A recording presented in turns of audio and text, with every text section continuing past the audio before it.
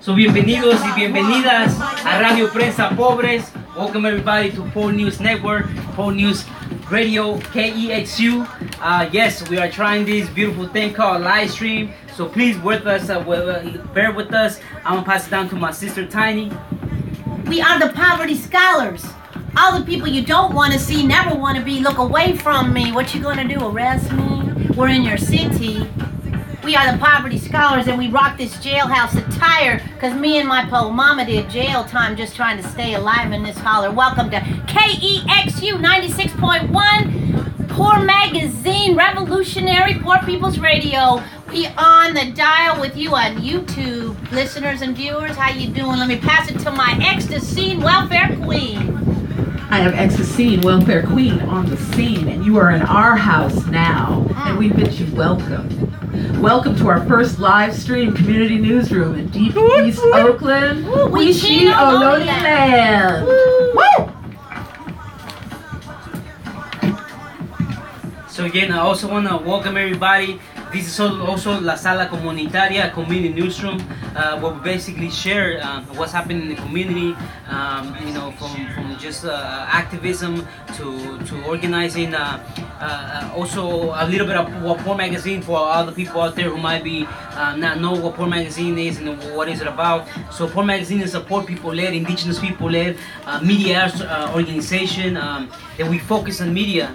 And one of the things that we focus on media is because we see how it's a powerful weapon that right now is being used against us. Usually is used to speak down on us, to speak against us, right? And so at Poor Magazine, we're trying to take that weapon and that tool and use it to our own benefit, to be able to tell our own stories with our own point of view and our truth telling. So yeah, yes, again, welcome to Sala Comunitaria, community newsroom, to all the folks out there at the live stream. And so we're gonna pass it to, again, my sister Tiny, Lori, and all the folks, who community folks who are out there who came out here in support. We are that houseless mama, that houseless daughter. We are those poverty scholars. Why we do newsroom? We've been doing newsroom since 1996 because the anti-poor people hate has not abated. They keep coming up with lies, from sit-lie laws to stop and frisk laws to scoff laws to sundown laws. These are laws that make sure the poor people, people of color, can't be seen in this stolen indigenous territory. And this place is called Huchuin. So we just want to put it out to all you YouTube listeners, to all our beautiful circle here, to all the ancestors upon whose land we are standing, to recognize that right now, our voices are more important than ever. Our resistance through these media channels, through these stolen digital streets and physical streets, is all that more important. So why we do community newsroom? To make sure that our voices are heard, to make sure that they aren't heard, talked about by anthro-wrongologists, by AKK-demics, but by all of us. Self-determined media. We don't need someone to speak our stories. We can tell them ourselves. So welcome everybody to the Poor People's Newsroom, Community Newsroom, Sala Comunitaria. Pass it down to my sister Welfare Queen. So we're broadcasting out of Homefulness tonight. And what is Homefulness, you might ask? It's a people's solution to homelessness. Homefulness is a multi-generational co-housing project where the co-op buy-in isn't made up from a bank. It's not made up from a devil or a developer's blood-stained dollars. In mainstream media, housing is a crisis. People without housing are called the homeless problem. 6 years ago, with no foundation funding, our diverse Poor Magazine family and community rose up and came up with a solution. We made our claim in Deep East Oakland. For land, and we're working that land right now. So if you want to get on this revolutionary tip, solve your own housing crisis, take that trip, build the house that love built, come down to Homefulness, 8032 MacArthur, Deep East Oakland. Once again, we are the poverty scholars, the houseless mama, the houseless daughters, all the people you don't want to see, never want to be, look away from. We. What you gonna do, arrest us? We in your city. So, who is us? This is a community process. We're a circle, a círculo of resistance, of media resistance. One of the important pieces about that is that we're all newsmakers. We don't need a white man who plays golf with George Bush to decide what our media is. We decide that together. We are blessed to have some powerful newsmakers, some revolutionaries, some comrades, and some community in this beautiful circle tonight, because this is the people's news. So the first thing that we do is we introduce ourselves. We talk about a little bit, because media is inside of immediacy, 60 seconds about who you are, where you come from, what's your struggle, what's your resistance. Again, we will stop you after 60 seconds. If you're here as a special guest, we have some powerful special guests in the room. We're going to come back around and you're going to talk about what you brought. I have a feeling that we have the amazing Jose Villarreal in the room. He is free from the racial wire plantation. So we're going to definitely hear from my brother as well as some other amazing folks in this beautiful cuarto. So, first of all, again, who are we? Because together we're going to decide the media that goes in on all our channels, all of our canales. One of the things that's important is when you say who you are is, again, speak your truth.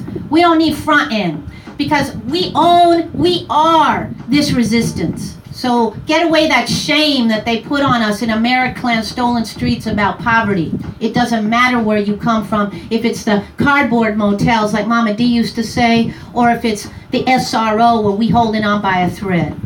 Speak your story. I'm going to pass it to my sister Ecstasine to kick it off. My name is Ecstasine. I am the Afro-punk queen of All Eyes Survey out of San Francisco. I don't play. Here in Oakland, here to stay. Woo! Right. I'm Bilal Mafundi Ali, in some circles known as Biz Molotov, aka Voodoo Child. And I am so honored to be here today, especially August 1st. We're kicking off BlackAugust month this month. Woo! Our month, not no short month, not no 1 month, but it's our month to recognize our fallen comrades in the struggle who gave their lives so we will no longer be oppressed and that we'll live free self-determination. And so we're here kicking that off today. Again, I'm honored to be here on this month. We'll be talking about that later about BlackAugust. I'm Laura Guzman, I'm immigrante and residente de Alameda, and I have the privilege to be here supporting POOR. Having been worked for 20 plus years on issues of houselessness and housing, I love the project that really brings self-determination to our people, and I'm here to support it. I am D. Allen. I am the neighbor of the woman who put this whole thing together, Tani. And I've been at Homefulness since January 2015. And to all of us folks of African descent, August has always been black to us. Ah, yes. I'm Bad News Bruce. I do all the reporting from City Hall, all the terrible and bad news and lies that they are putting out from City Hall, Sacramento, and sometimes Washington, D.C. Watch out, they're going to take your phones away.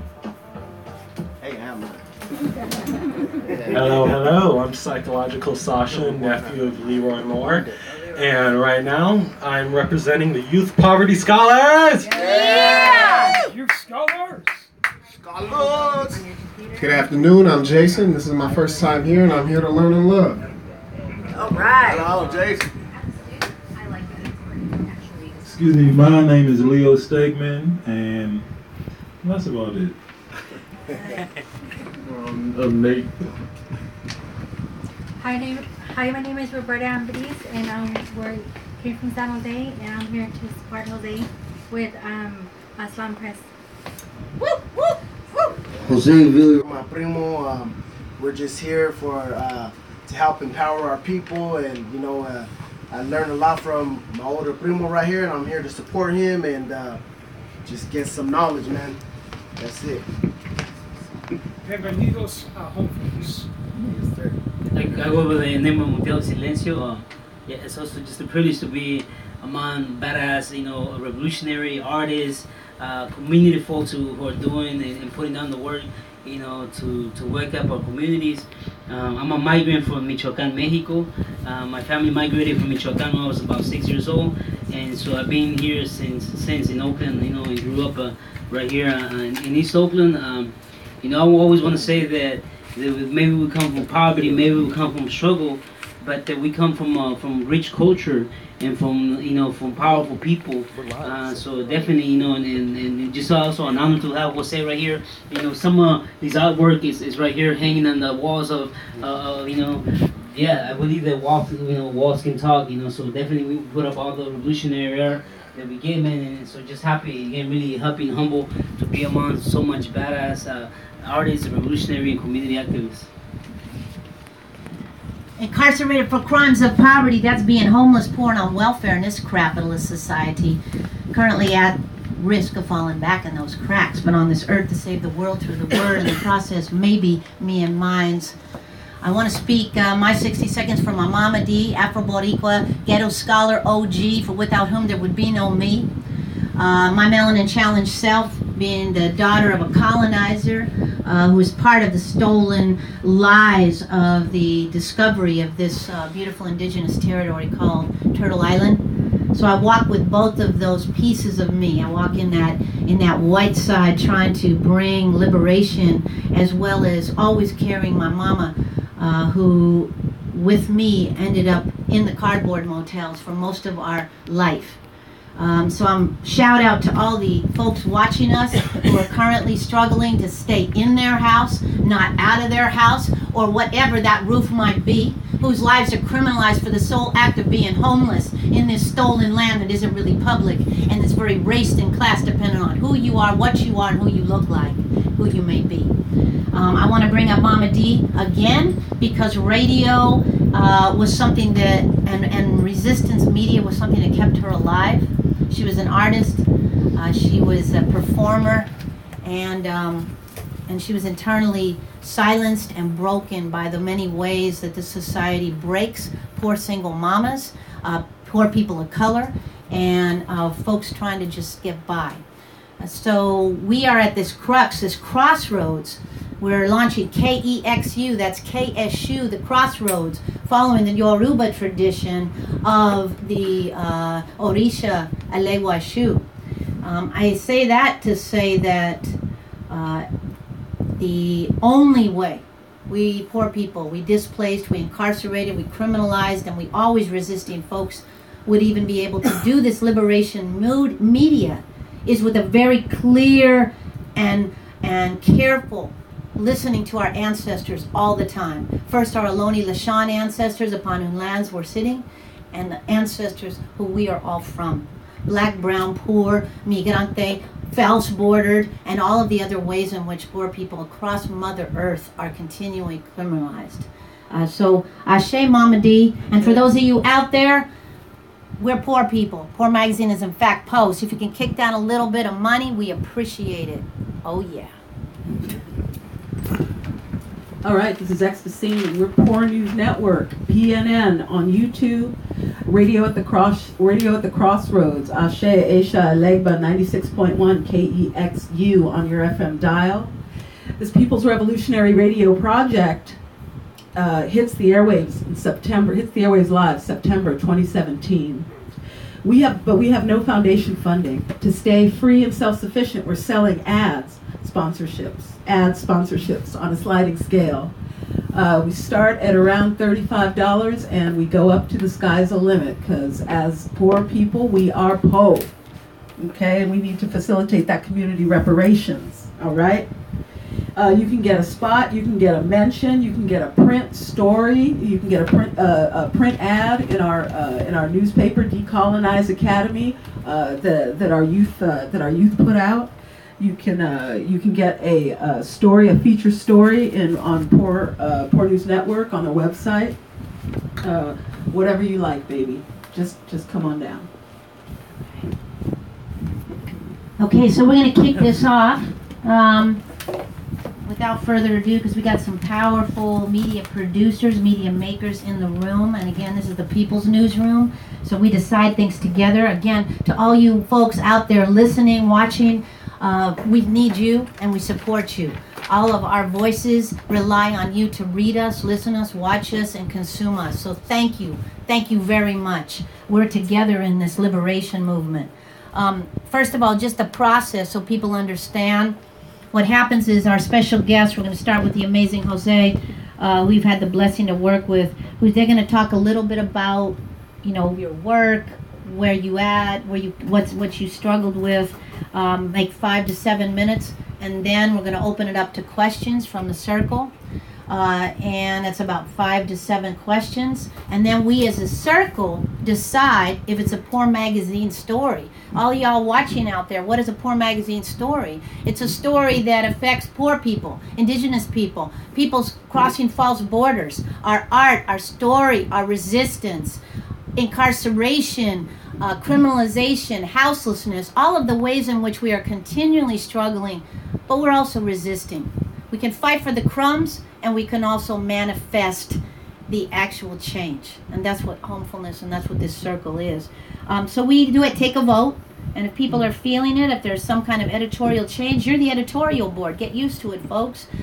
We are always told that we can't make decisions, that it has to be somebody else. Well, this is it. You're looking at it.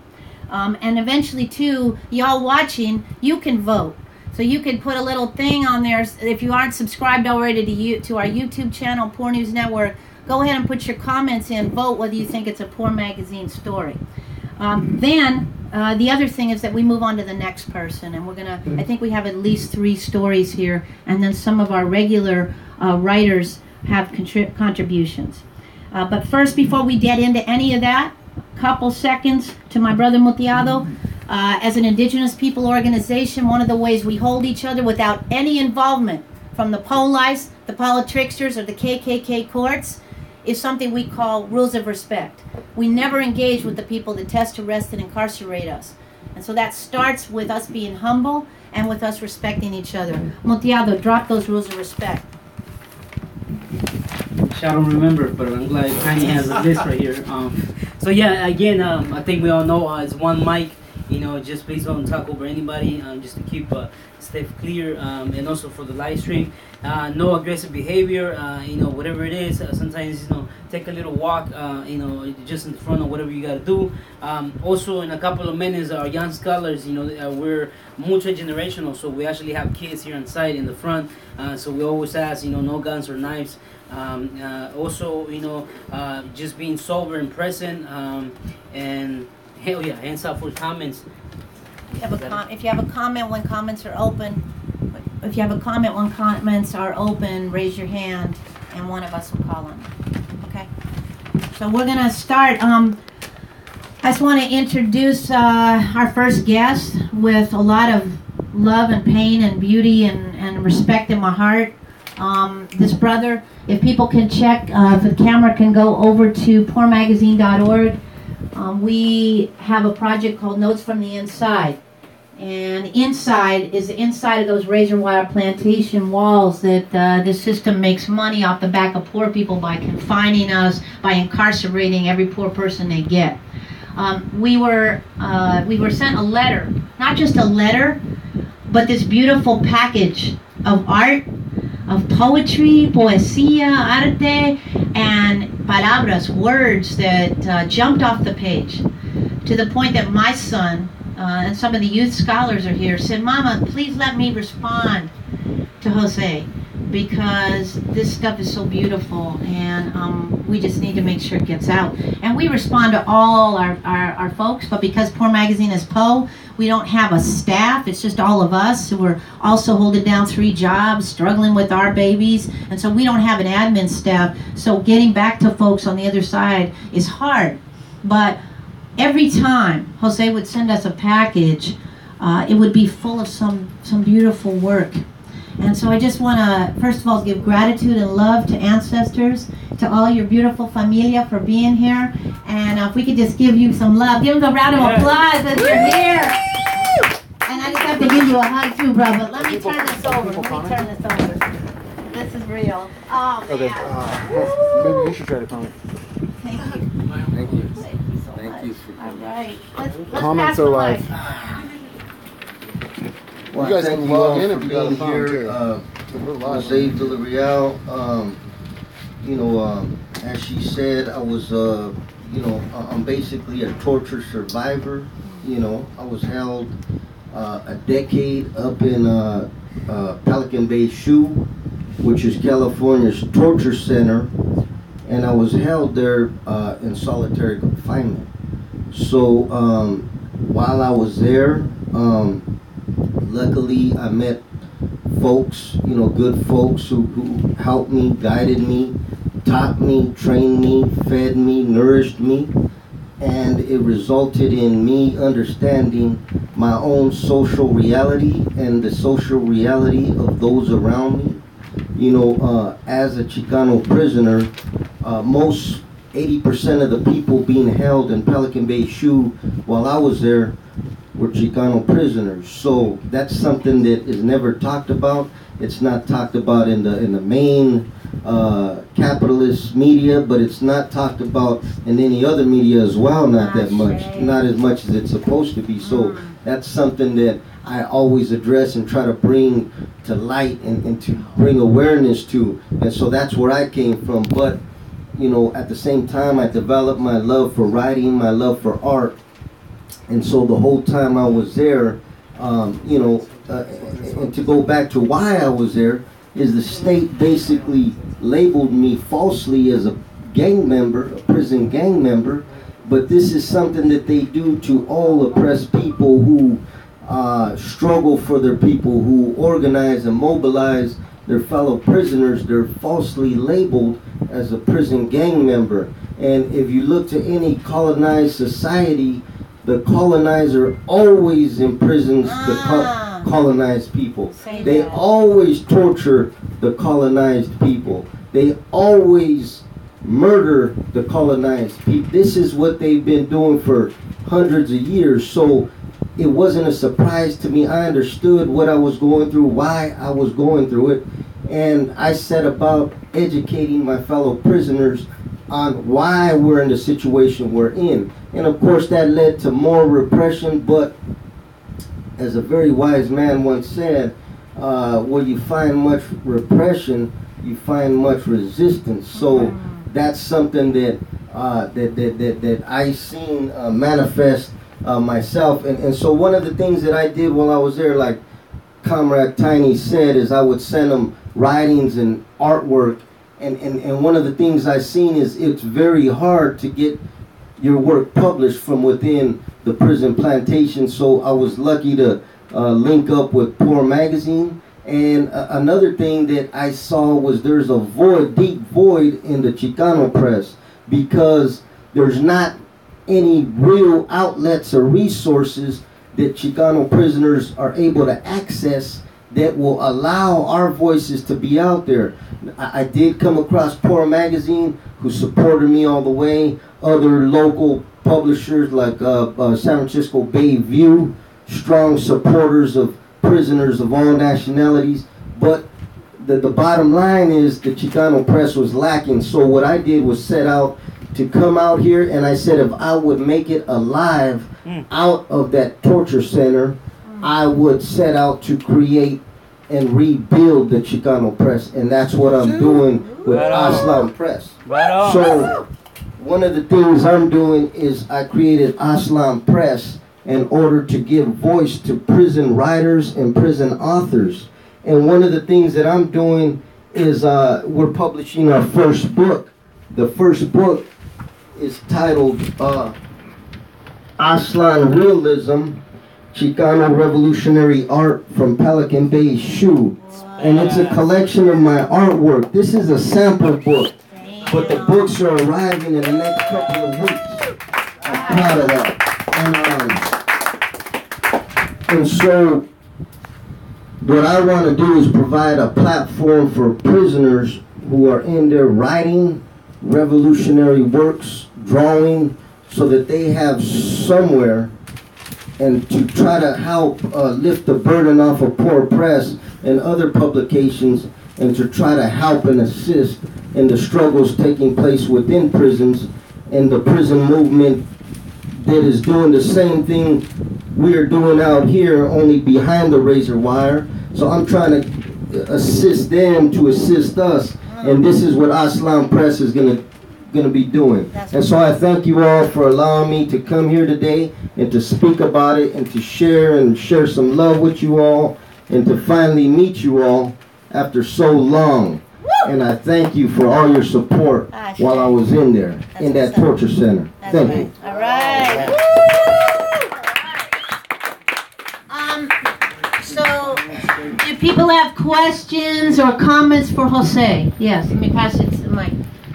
Yeah, Jose, it's an honor meeting you, man. I've heard about you. In 2013, when you guys initiated the hunger strike, my organization, we went out and organized families, said the families had to be in the lead. A lot of opportunities came in organizations and wanted to use the families to put what they think. But we said we're not having any of that. And so the families will lead. So we organized the family, Black and Brown families around this to support our brothers and sisters with this hunger strike. I'm sure you already know Dolores Canales. Yes. Okay, well, that's how we started. So Dolores was one of the families that we organized. We had a meeting with 200 people showed up. And talking about BlackAugust, because it's with through July through BlackAugust, and what y'all were able to accomplish. You accomplished what I see the tie-in with George Jackson, what BlackAugust is about, why we celebrate that, and how you brought all the different folks that were in there, and you all recognize who the common enemy was. That's what George Jackson was doing. We got him killed. And the party ending later on, ending the hostilities and stuff. So, man, my hats off to y'all. I mean, for you guys was carrying on that tradition and keeping it real. In the 60s, I came out of the Black Panther Party. In the 60s, the formations that were struggling around self-determined liberation had a great impact on the brothers and sisters in the prisons and influenced them to becoming organizers, right? I mean, organizing out of prisoners. Well, right now I see that's kind of inverted now. I believe real revolutionary struggle for liberation and self-determination is going to come out of those concentration camps, and it's going to influence the movement out here. So I'm giving you credit for that, being part of that, brother. It's historical, it's revolutionary. I'm glad to be here with you, man. I'm really glad to be here with you and recognizing that, and how we want to talk about when we're dealing with our brothers and sisters locked up. We want to turn those places into liberation schools. And believe me, people say, how can we in the prison industrial complex, if we can get mostly everybody coming out of those prisons, being the next Malcolm X or somebody like that, believe me, the state will shut them down. So that's where we aiming at. And thank you again, brother. Thank you for being here. Okay, I have a question. Okay. This is Ecstasy PNN. I have a question. Hey, thank you for being here. Thank you for sharing your words and your art. You know, and your heart. It's awesome. I do have a question. How long were you down altogether, and how long of that time period were you in solitary? And I guess it's 3 questions. And last question. Were there any attempts to sabotage like relations between you and other teachers and other members of the prison population when you were teaching your revolution in there? Thank you for that question, and I just want to comment also on what the comrade just said. And the thing is first of all, George Jackson is a huge presence within prisons, and still a huge presence, even though he's no longer here physically. His spirit of resistance lives on. So thank you for commenting on that. But to answer your question, I did 16 years, so I did 16 years total. Okay, so 10 years of that was spent in the SHU, in solitary confinement, various SHU concentration camps. So one of the things though that got me through the SHU was being lucky to meet up with good people good revolutionary people who taught me to study, how to study, what to study. And this strengthened it. It helped empower me. It helped me understand what I was going through, but it also kept my mind working, because one of the things them concentration camps do is they're built to destroy your mind. So they're built to destroy the people they send there. So that's why they send certain people there. They target certain people, and they do it with the intent to destroy them, to murder their mind. So one of the things that helped me get through that is the study, the intense study. So referring back to the comrade said, turn them into schools of liberation, and that's how I seen it, is this classroom. It could either drive me crazy, where I see it as I'm locked in a windowless cell, a chamber, torture chamber, 22.5 hours a day, or I can see it as a classroom, and that's what I did. And I used it as a classroom, intense study in a classroom, and I read and reread and reread and learned all these different concepts that I had no idea of, but that helped me to understand my situation, my reality, social reality, and what I was suffering, why I was suffering, and who my friends were and who my enemies were. And I do understand that very well, and that gave me the strength to move forward and get through these concentration camps and to help others. To answer your other question, did they ever try to sabotage any type of collaborations? They did it almost daily. And they did it by everything you can think of, by telling us we can't say good morning to each other. You can't pass a magazine to one another. You can't pass a newspaper. You cannot stop at somebody's door. You know, you cannot you cannot work out with somebody. You cannot do push-ups with your neighbor. You can't get this newspaper or that magazine, or you can't. And so they did it. And besides that, the psychological aspect of that, they also did it physically.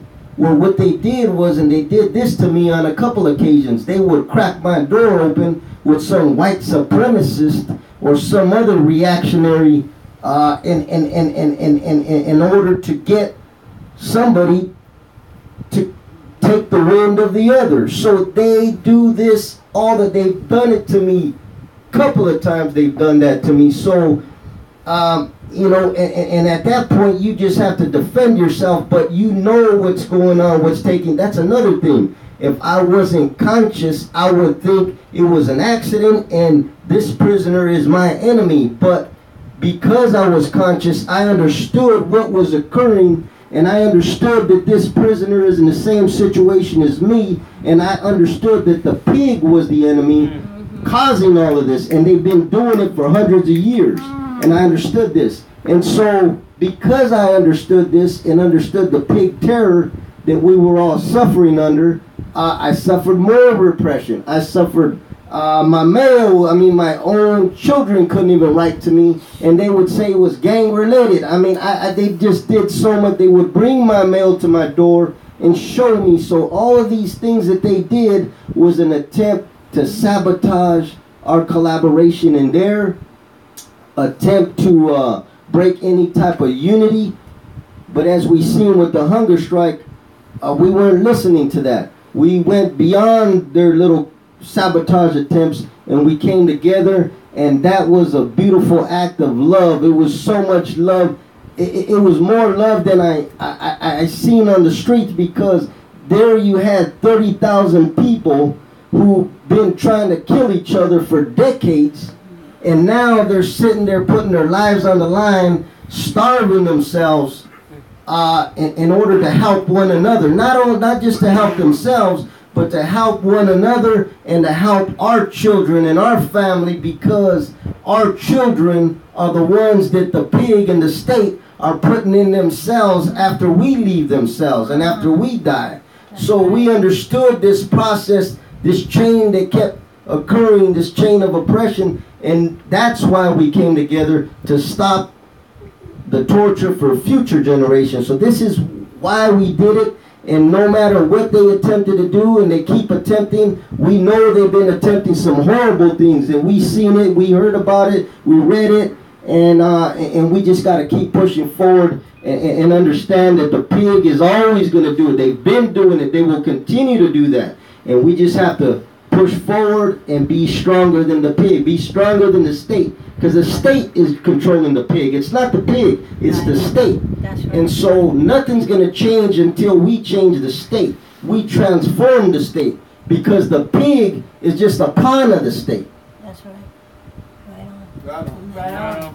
Right on. Yeah, right behind you, Leo. Could you hand that to Lee? Thank you. So, brief question. I know a little bit, but from my understanding, my little understanding, if you're a gang member, what can you do? I mean, since you're not a gang member, they want you to do certain things, and you can't do it. And could you explain that process on how they want people to so-called snitch on other gang members and say who's a gang member and who is not a gang member? And if you're not a gang member, how do you renounce something that you're not? I mean, Prove a negative. That's a good question. That's a good question because the answer to that question is what kept me in solitary confinement for a decade. It kept me in the torture chamber because what happens is they're telling you, if we're both in the shoe, they're telling you, you can get out if you turn me in.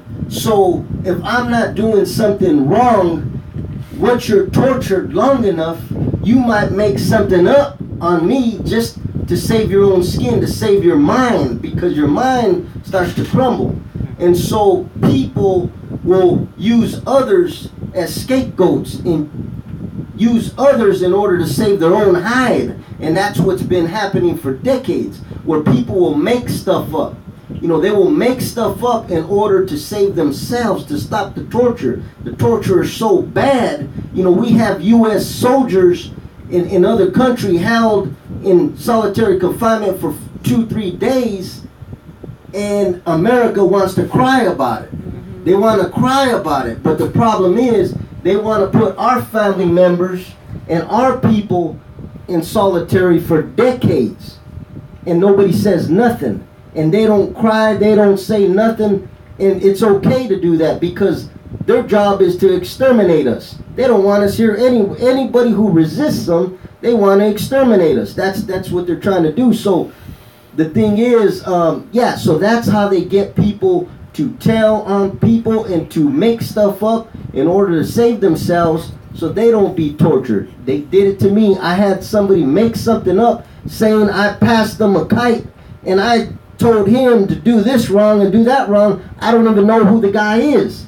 The guy has never been housed anywhere around me. I challenged it. I filed a legal challenge to it, saying, who is this guy? I've never been around him. I've never been housed next to him. Can you please look into the documentation of where this man was housed, and it'll show you that I've never been around the guy. How am I going to tell him? When did this happen? What's the date? Who's the witness? And it was never explained. And so this is how they held me for more years. And they held me for 10 years in solitary confinement. You know, and so this is, I'm out here now and I'm on parole. I haven't done nothing wrong. I've had a steady job since I've been out.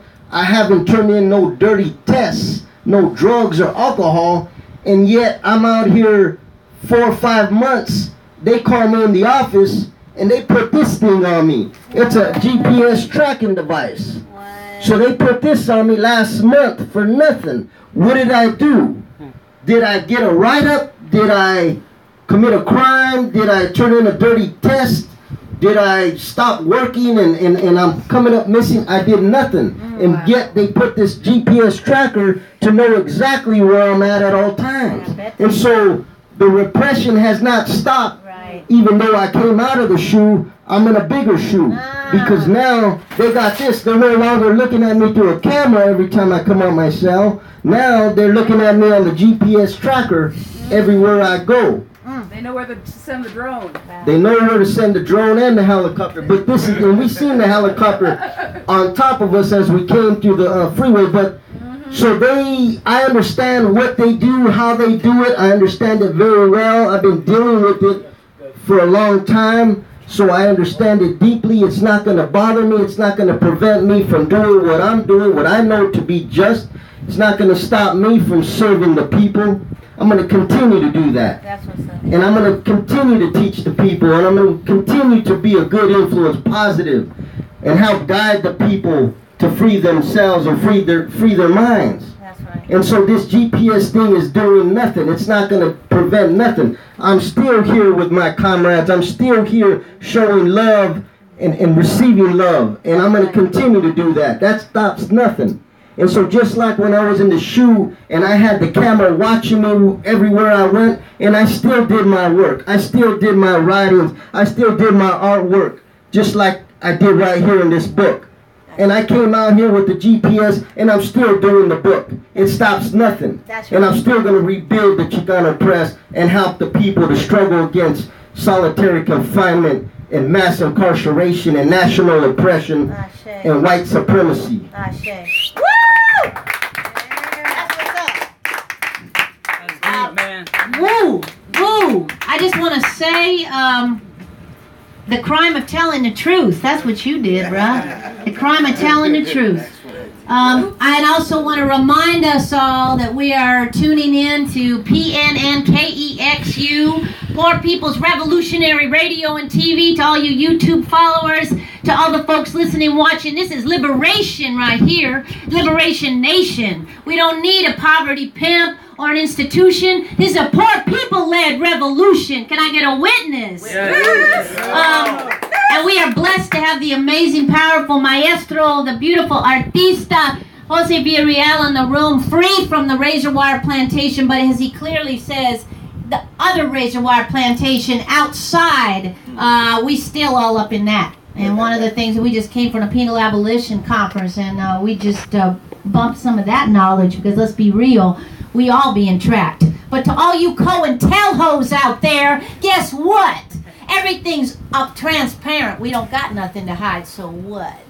Anyway, that's how we roll. So that said, I want to just put out into this beautiful room, because we also have other folks and a little bit other stories too, even though this is seriously big. I just want to put out that, first of all, the relationship is just continuing on the other side of the plantation walls. Can I get a witness, bruh? The relationship is just continuing and getting stronger. We have our upcoming Escuela de la Gente, which we hope you come to, because we would love you to be one of the teachers here as well, as part of our Poverty Scholar teachers that we roll.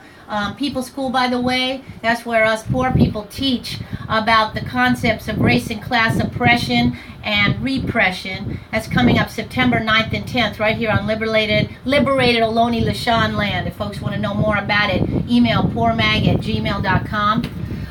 But that said, in the meantime, because you're doing this really seriously important press, which is going to be a sister press to Poor Press on the real, in terms of how it would help you, I think maybe, we're just putting this out to the room of the editorial board right here, the community board,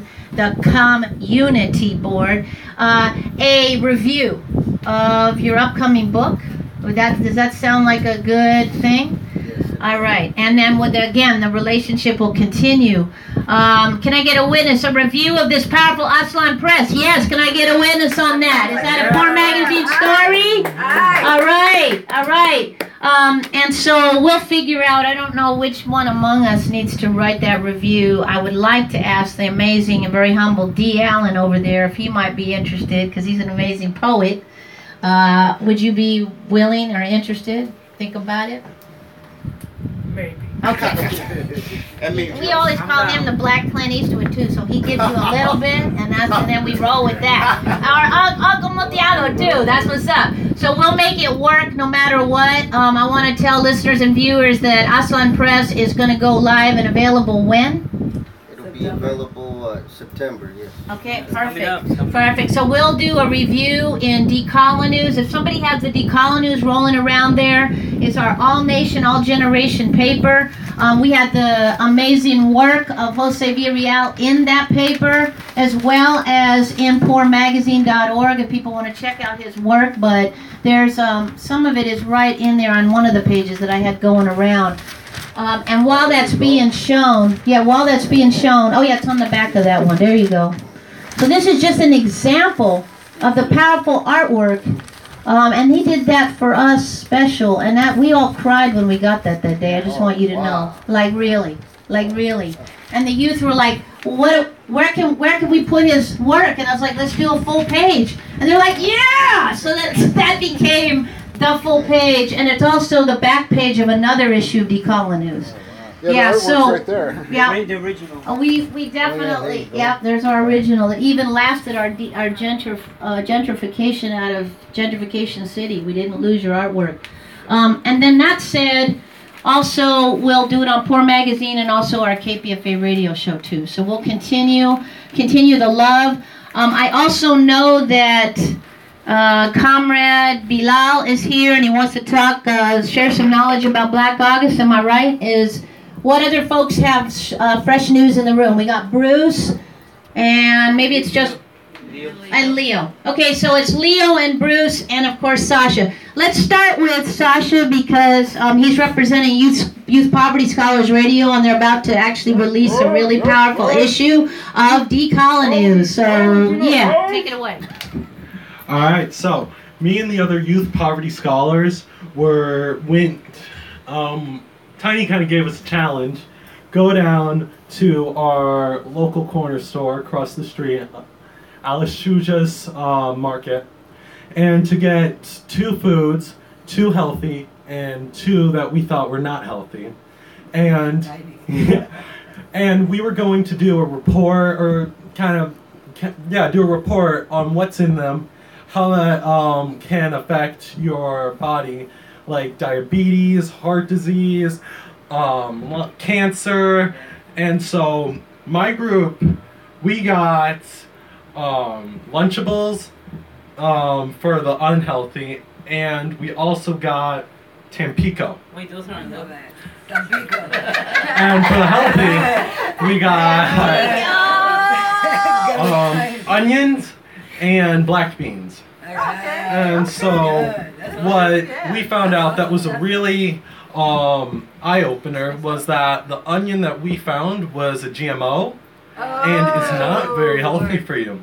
And when I specifically did Lunchables, and the Heart Association says that average child's supposed to have at least about 1,500 milligrams of sodium a day. And Lunchables have 260 grams, which equals 2,600,000 milligrams.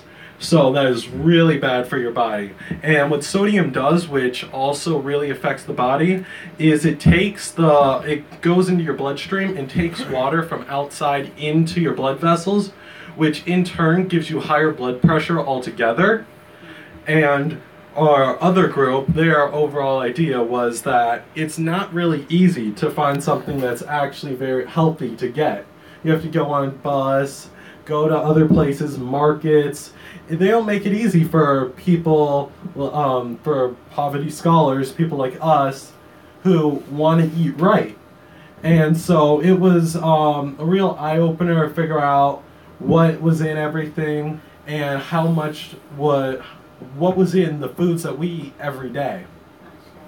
All right. Beautiful work. Yeah. Hey, this is Ecstasy, and I want to comment on that. Thank you, Sasha. Thank you, Sasha. Talk about my Lunchables, man. I like that stuff all the time, bro.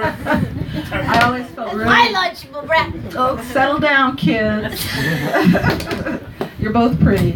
No, I always felt really guilty because I could never, I wouldn't buy my son Lunchables when he was a little kid, and he was always begging for them. I think it had something to do just with the packaging. You know, it was in these squares and it was neat and none of the food touched.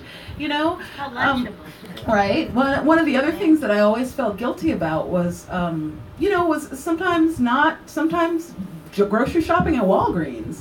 You know, not being able to get over to those stores that had the fresh produce. You know, but when I was able to get over to those stores, or when they do have fresh produce in the ghetto, it's really, really expensive. You know, can you say a little something about that? Well, we were figuring out that, yeah, it is an expensive thing to get good stuff for you. Like, it's not easy to get good stuff that isn't always, like, expensive on poor people's budget. You have to go other places. They don't really make it easy. And so what the other group was really covering about that, and I don't know as much about it, but one of the things we did find out that was the most eye-opening is that, yeah, these are foods we eat every day, and we don't know how bad it is for us. Just Tampico has specific metal in it. I can't even pronounce it. It can cause, yes, it has over 2% more than it should have in it to be safe. And this metal is very toxic and poisonous and on the periodic table.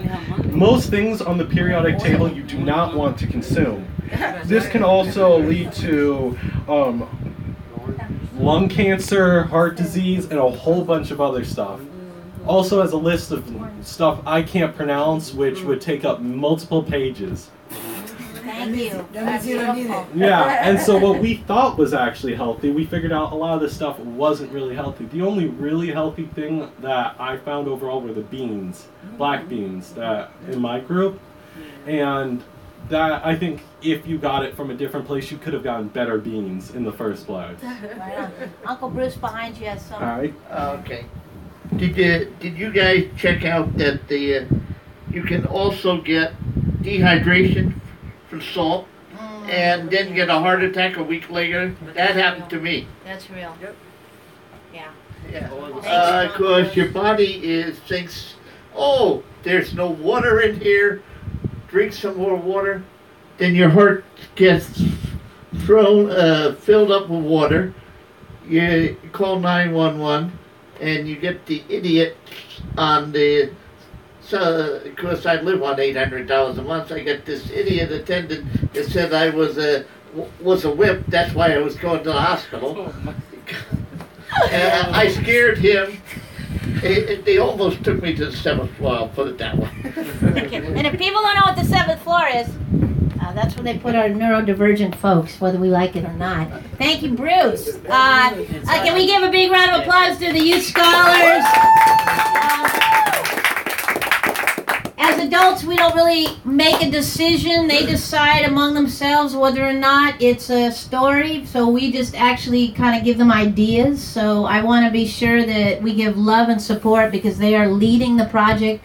And in Decala News, it'll also come out as well as on this YouTube channel. So you can check it out probably in the next week. It'll go live. Let's pass it to Comrade Bilal to talk about BlackAugust. All right, BlackAugust. Tomorrow I'll be wearing my black armband. Couldn't find one. I was going to tear up my socks, but I didn't just wear them again. But yeah, again, this is August 1st. This marks BlackAugust month. BlackAugust month is our month. That's right, black people. We got our own month. We're not talking about Black History Month, where the same 3 names are mentioned every time. Martin Luther King, Frederick Douglass, and Harriet Tubman. You know, they're the only black folks made history in this country, right? So anyway, and they give us that 1 month and only the shortest month on top of that. Biggest joke in the world. But anyway, so we celebrate BlackAugust. BlackAugust. I back that up. We don't celebrate BlackAugust. We study BlackAugust in order to come up with solutions and current conditions that's plaguing all our people, right?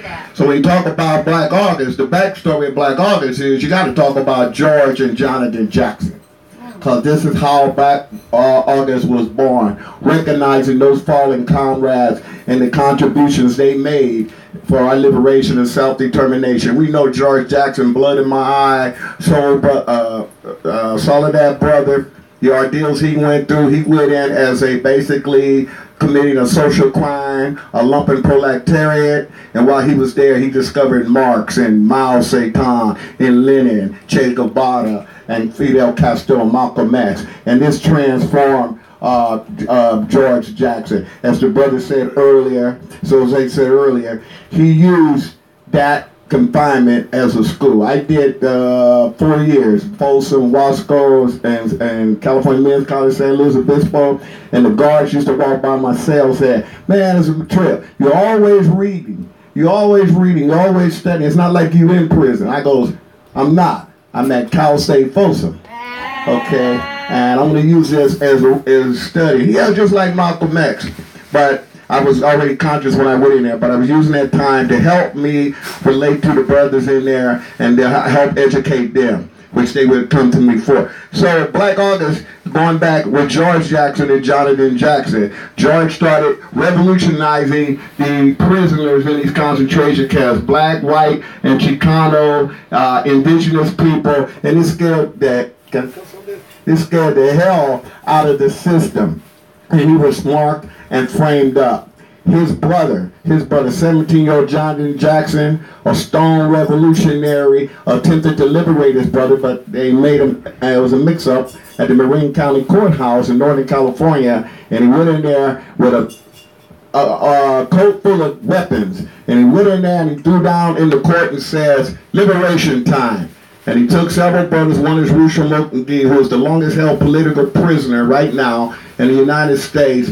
And they attempted to flee, not just to flee and run off, but headed to KPFK radio station in Berkeley to expose the brutal treatment that was going down in the prisons. And they had the judges, hostages, the district attorney, a few witnesses, and what these racist, fascist pigs says no, collateral damage, and they shot everybody and killed everybody except Rusham and gave one of them, including the judge and the DA and so forth. He died August 1970. The following year, his brother George Jackson was assassinated and in prison in San Quentin that following year in August. So that's the significance of BlackAugust on that part. I want to give a shout out because I forgot to mention him. My comrade who has passed on now was murdered, assassinated in prison, Yogi Hugo Pinnell, and my other comrade who's still alive that was part of the San Quentin Six that was charged with the murders after they murdered George Jackson, Bato Talamendez, who lives right across the street where I work at in San Francisco, so I get to see him all the time. So what we do with BlackAugust, the prisoners, they're honoring George Jackson. They wore black hair and armbands, and they took 30 days to fast, right, to read and study, and ask the people on the outside to do the same, abstain from alcohol and drugs and sex and that kind of thing. So this is what happens in the penitentiary during August month. And like I said, the penitentiaries are now going to influence and impact how our struggles out here on the street. So that's has now transcended onto the street. So we say that is our month. That's the month we claim the month to reflect, the month to discuss our conditions and to come up with solutions of what we're going to do to end this being in the big prison. You know, we be in the little prison, we get out of the big prison. As Malcolm X said, you still in prison. That's what America means, prison. I see America as a concentration camp, right? There is no such thing as America, KKK. It ain't no damn United States. It ain't no United States. There's no United States. This country is a storehouse, a prison storehouse of captive nations and colonized people. That's what America is. There's nothing united about that. We're not united around that. So we take this month, BlackAugust, we're going to be doing some programming around that to educate the public on how, as the brother was mentioning, his consciousness was growing, his awareness was growing, he was passing that on to the other prisoners in there, and he became a threat. He became a threat because of that. And what he is showing is a truism, as he mentioned earlier, that the dialectic is where there's oppression, there's resistance. And Black History Month is a continuing of what's called the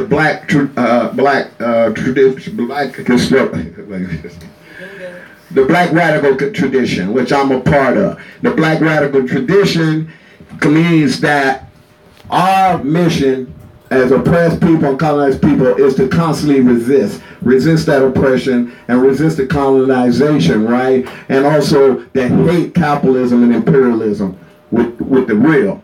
So we take time again to reflect this. What does this mean during BlackAugust, right? But we share BlackAugust not with just black folks, right? Because a whole lot of black folks ain't going to acknowledge it because they're scared.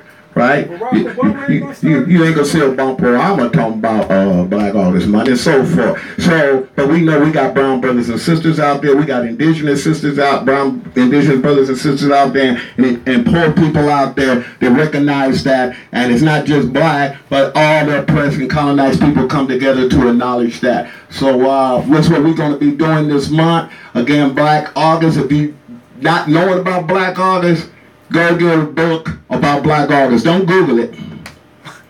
Don't get no Google BlackAugust, okay? You can buy George Jackson's Blood in My Eyes, Solidarity Brothers, and there's other wealth of information out there. Check out the Malcolm X Grassroots Movement website.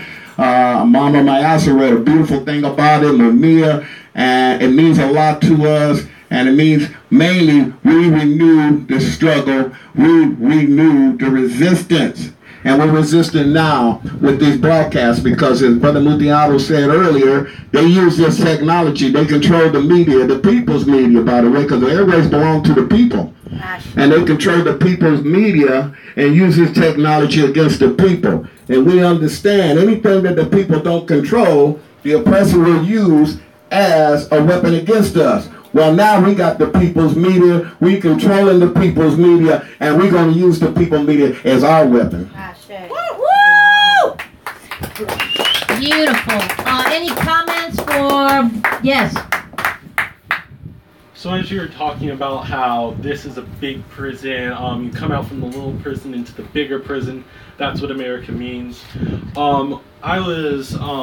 That reminded me of when 8th grade, how I only remember being taught about 2 black people in the history whatsoever, and I don't remember talking about Black History Month ever in school, and how one of them was Scott Drake, who was a slave, and all we talked about was him trying to file a lawsuit against his slave owner. Dred Scott. Dred Scott, sorry. How he tried to file a lawsuit against his kind of like the person who enslaved him, even though he was in a non-slave state. And that's basically the only real people that the schools really show us about from K to 8th grade.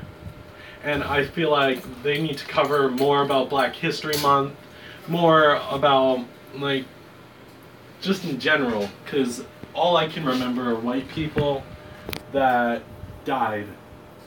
And yeah, I won't really take a lot of that in. I feel like I take it more in when it's more about the actual history. Yeah, I just want to comment on that about when I was in school. I didn't learn about Carter G. Woodson and Black History Month too when I was in the Black Student Union in high school. And the only black person they would talk about all through school was Crispus Attucks. He was the first one to die in what they called the Boston Massacre, where the settlers was wanted to get so-called get free and everything, and it was this brother, a free black man, and he stood up in front of the British guns, and he was the first one to get gunned down.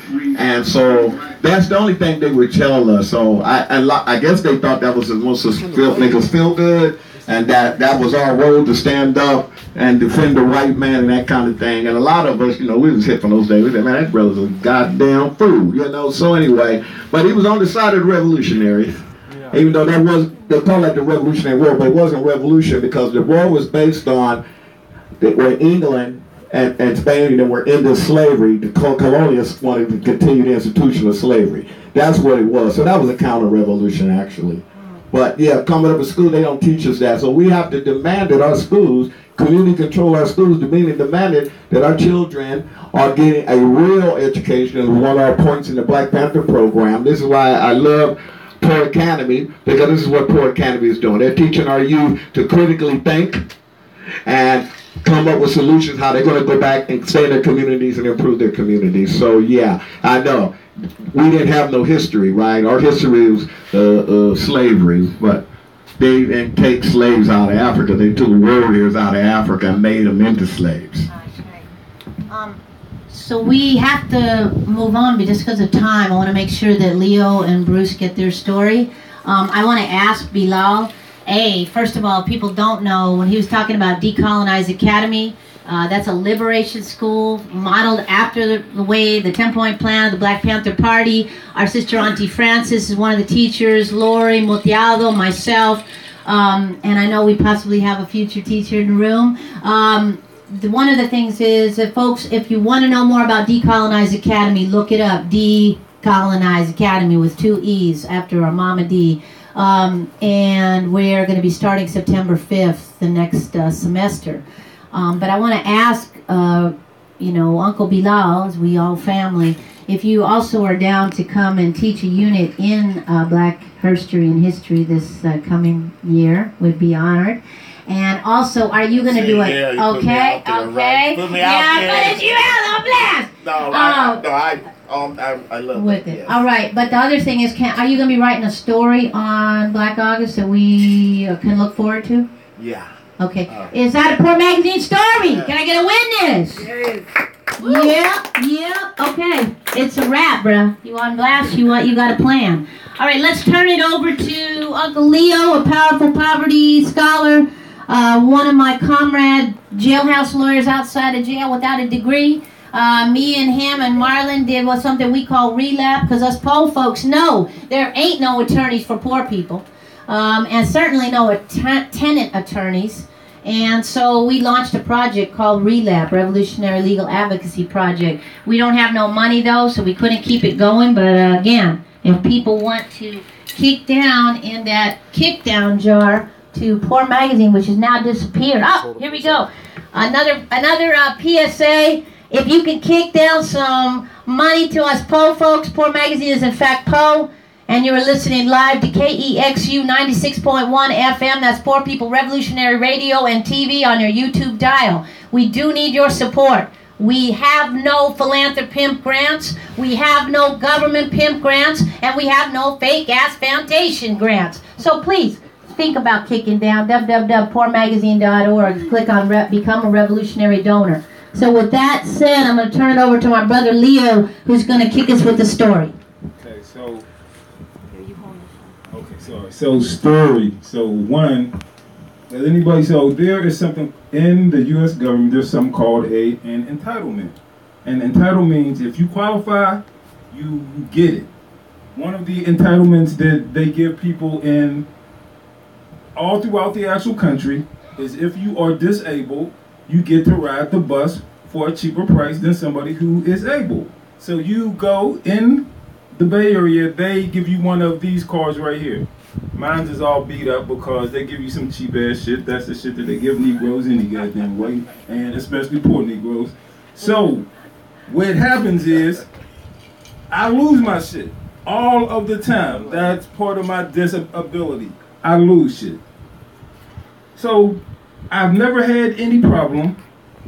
These people make up this rule saying if you lose more than 4 of them, we think that you're committing fraud and you have to get a doctor to sign something else in order to get your actual card. It's so much fucking hassle, and they know it's a goddamn lie because this has a chip in it. You cannot use it. Once you order another one, it becomes disabled and you cannot use it again. What they're also doing is they're write this stuff about how non-fare payers are contributing to BART's deficit. I'm like, hold on, if you ain't got the money and you get on the BART, you arresting me is not going to give me the money. I don't have the money. I mean, that's goddamn simple. So you can arrest all of the people, they don't have the money. But they have enough money to have a station down in Warm Springs. Hey, that shit running for fucking months. Thank you. Nobody's fucking there. Say that. And they have money to do that shit. They have money to go out there and build a an airport transporter thing. Man, I barely ever see anybody on that goddamn thing. But they have enough money for that. They have enough money to give BART workers, and I'm not against the actual workers, but they're giving them a bonus. But they want to sweat a poor Negro like me because I ordered more, and they charge you for the goddamn card. And they charge you for it, and they violate the actual law because the law says you have to give it to me. I qualify for it. This is an entitlement. It doesn't say you qualify for it if you do this. The federal government and the state government says that once you are qualified, you get one. Now they put poor people and black people and people through all this hassle just so you can get your discount. One. And then secondly, and also, and I'll do this, I wanted to write something because I'm a sports fan. And when you talk about somebody like Colin Kaepernick, I just have to say it. He did something just like this brother was talking. You do something as non-violent as taking a knee. As non-violent, you ain't hitting nobody, you ain't beating up nobody, you ain't causing nobody no trouble. He gets banned. And Jerry Jones says that everybody has to stand for the Pledge of Allegiance or you're off my team. This motherfucker had people who have abused their wives. He's had people who were so drunk in a car that he killed his fellow teammate. Still on the goddamn team. Person in a room smoking crack with hookers. Still on the motherfucking team. You have other people who have been, there's one coach named Steve Sarkisian. This man was the coach of USC. The man was drinking so much that they said, okay, you have to go to rehab. He comes to a press conference, still drunk. They finally said, okay, we got to get rid of you, bruh. Come on, man, you just drinking too much, man. And the man was ordering drinks on, like, using his personal business account with USC. And this man is now the offensive coordinator for the Arizona Cardinals. People have done, for the Atlanta Falcons. You have people who have committed crimes, real crimes. Another person being drunk, killed somebody. They didn't kick him out. You have people who have committed serious crimes, and they get the right to play in the NFL, and they're talking about this man who did something as non-violent as taking a knee. And other players have taken knees too, and the reason that I think that they're on him is because he was a leader. He was the first person to do it. He created a movement of even high school players and college players and all of this other stuff taking a knee. And they were so mad about this man taking a knee. I was like, wow, man, who did he kill? Nobody. Right. And I think that that's what they actually do to our leaders. That once you lead something, they want to make an example of you. And you can just tell the hypocrisy, the sheer hypocrisy of this. The man took a goddamn knee, and they want to do that. They want to basically blackball him from the NFL. So okay. That's it. So we just heard Leo just drop 2 stories. Give him a big round of applause. Do we have any questions or comments for Leo? We could take 1 or 2, and then we gotta move to Bruce. Really quick comment, question. That's why they call it the NFL. Negroes for lease. You heard it first on KEXU PNN. That's live. Any other comments or questions? Martin Luther King was one of the most peaceful revolutionaries I ever heard of, and we all know what happened to him, you know. So sometimes you can't exactly expect a reaction that's reasonable from, to quote Bobby Hutton, these megalomaniacal warmongers, you know. Beautiful. Any other comments or questions? I just have one comment. Right on for calling out BART and the privatization of public transit. I really firmly believe that the fees and the tickets are just a regressive tax on the poor, you know, and it's really not fair, and it needs to be stopped. Bruce, comment to this? Yeah. Wait. Did you know that BART, Muni, and the rest of them get 90% of their funding from the federal government? Yes. And then they're complaining about a gentleman like him, and also me. I can't get paratransit. I got a bad back, and I can't walk as good as I used to. And they're saying, use Muni, and you're not disabled enough. I'm not disabled enough. And with a heart attack, that's a... Right? That's dangerous. Any other comments or questions? Are these both Poor Magazine stories? Yeah. Give me witness. For all you listening, if you're wondering what's a Poor Magazine story, it's a story about poor people, about us folks displaced, gentrified, holding them by the edge, those of us living in the cardboard motels, the shelters, the doorways, or holding on by a thread in the overpriced Bay Area stolen Ohlone LaShawn land they call Oakland and San Francisco. So this love shout out knot goes out to all the politrickster mayors, from Libby Schaff to Ed Lai. Yeah, we watching you. There you go. Okay, so we got 2 stories from Uncle Leo, and we're going to pass it to Uncle Bruce for our last story. I want to do this one. Millionaires do not have to pay Social Security tax. Anybody who earns over $100,000, as soon as you reach that point, thereafter you have to pay Social Security tax. If you make over $100,000, there are no Social Security tax for you. I would like to write about this lie on Poor Magazine, and also on KEXU as my alter ego Bad News Bruce would. All right. Can we, any comments or questions for Bruce on this topic, on this idea? Any comments or questions for Bruce? Bruce, yeah, go ahead. I'll give it the mic. Thank you. That's pretty surprising. Is there any justification for that? They wrote the bill originally back 75 years ago, when $100,000 was like $1 million is today, and $1 million went a long way back then. Today it's used as toilet paper for some people. Wow. Wait, pass the mic. Pass the mic to Leo. All you gotta do is write to your assemblyman or U.S. senator and says scrap the cap.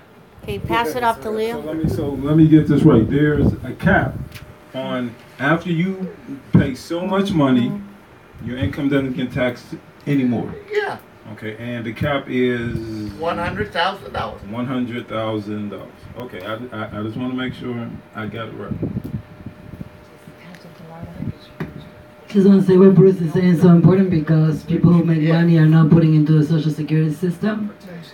So what he's doing is we never have enough, and the people who have the most are not putting the money for the people who have the least.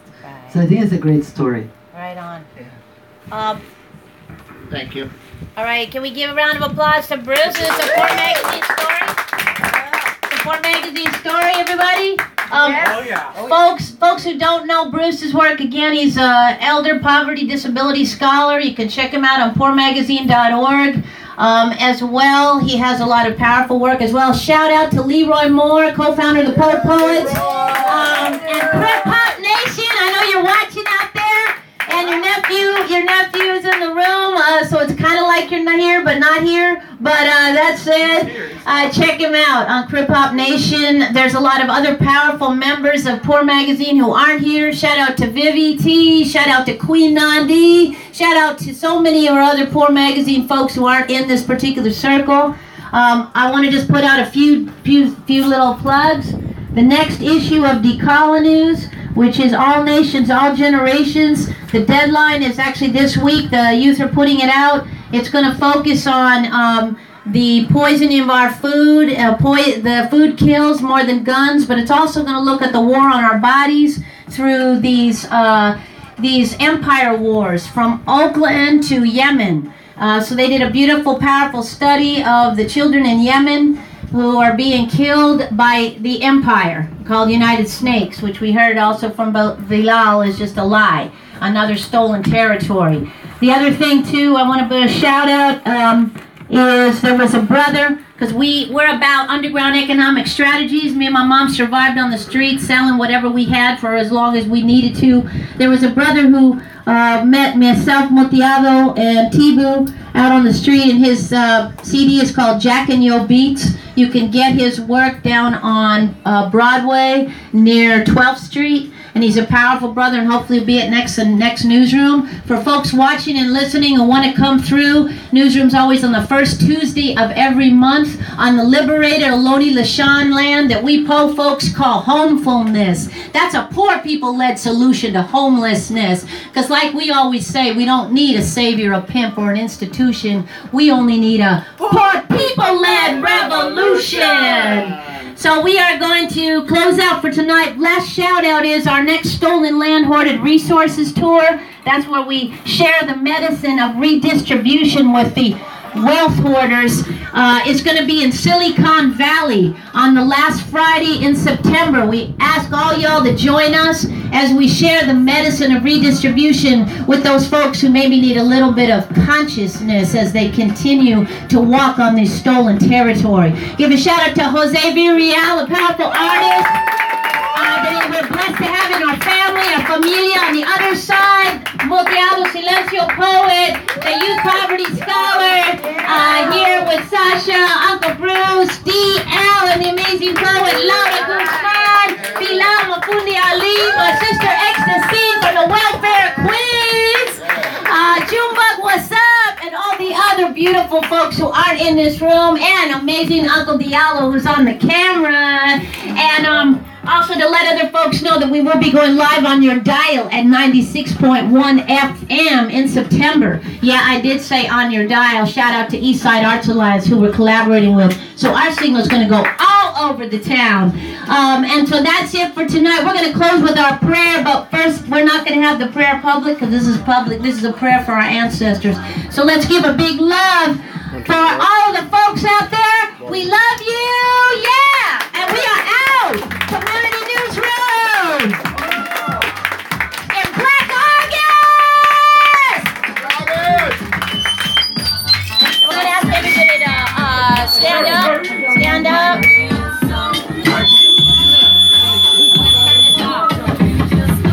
So, we're finishing, right? Yeah, we're finishing. Where's your hat? We're finishing. Where's your hat? Huh? Your hat.